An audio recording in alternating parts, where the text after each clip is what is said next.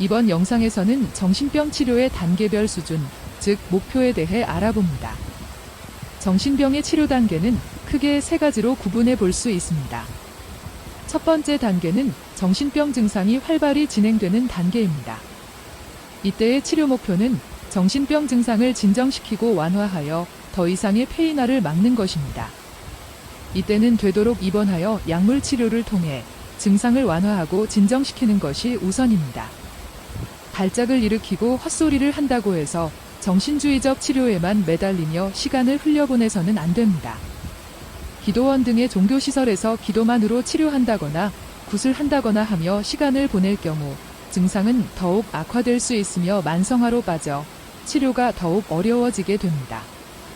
처음 증상이 나타났을 때 병원에서 약물 치료를 통해 증상을 빠르게 완화할 수 있었는데도 다른 곳에서 시간을 허비하면 나중에는 약물 한 알로 치료될 수 있는 문제를 4-5알을 먹어야 하거나 주사를 맞아야 하는 상황으로 나빠질 수 있습니다. 그러므로 정신병 증상이 밖으로 터져나오는 상황에서는 다른 어떤 방법보다도 과학에 의존한 약물 치료가 적절할 것입니다. 두 번째 치료 단계는 약물 치료를 통해 증상이 거의 나타나지 않는 상태에서 어떤 일들이나 상황이 환자에게 큰 스트레스로 작용하고 있는지를 확인하여 그것들을 처리하는 방법을 찾는 것을 목표로 합니다. 이 단계에서는 약물에 더 이상 의존하지 않으면서 정신병의 원인을 파악하는 적극적이고 공격적인 성격 치료가 필요합니다. 약물 치료 동안에는 비교적 안정적이고 스트레스가 없는 시간을 보내게 됩니다. 이때는 환자가 어떤 상황이 큰 충격을 가져왔는지 파악하기 어려울 수 있으므로 치료자와 환자가 함께 노력하여 그것을 찾는 과정이 진행됩니다.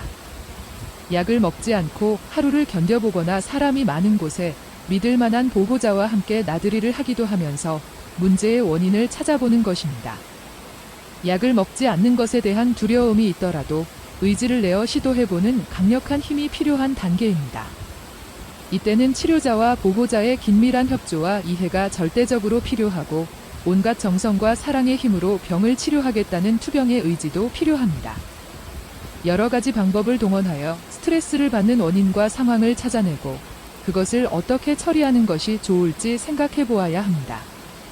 이 과정에서 환자는 자신의 문제점을 찾아내고 보호자 역시 자신의 문제점과 환자에게 나쁜 영향을 주었을 생각과 행동들을 반성하고 성찰하는 시간을 가지게 됩니다. 이 과정이 충실히 이루어지면 환자는 스스로 자신을 이해하고 문제점을 해결하려는 노력을 하게 됩니다. 스트레스를 받는 상황에서의 대처 방법과 요령을 적극적인 상담과 교육을 통해 연습하고 실전에 적용해보는 것입니다. 예를 들면 남에게 싫은 소리나 거절하지 못하는 성격의 경우 거절하기를 연습하고 실제에 적용하는 체험을 하는 것입니다. 또한 자신의 주장을 조용히 이야기해보는 작은 시도에서부터 남의 잘못을 지적하거나 자신의 불편한 점을 똑똑히 이야기할 수 있는 적극적인 시도까지 계속하여 연습하고 도전하면서 수많은 시행착오 끝에 스스로 몸으로 터득하는 체험의 과정을 겪어야 합니다. 참는 것이 어려운 성격이었다면 화를 참아내는 연습과 화를 다른 방식으로 풀어내는 적극적인 시도를 해볼 수 있습니다. 이것들이 체화되려면 지속적이고 구체적인 방식이 꼭 함께 따라야 하며 노력이 필요합니다. 자신의 좋지 않은 면을 고치려고 해도 다른 어려움들로 방해받기도 하고 지속하지 못하는 것을 저희는 잘 압니다. 이미 몸에서 배어나오는 행동을 의식적으로 막는 것은 어색하고 저항이 생기기 때문에 웬만한 의지와 투쟁 정신으로는 벗어나기가 쉽지 않습니다. 또한 정신병 증상도 완화된 듯 보여 치료 의지를 지속하기가 더욱 힘들어질 수 있고 치료를 중단하는 안타까운 상황이 생길 수 있습니다.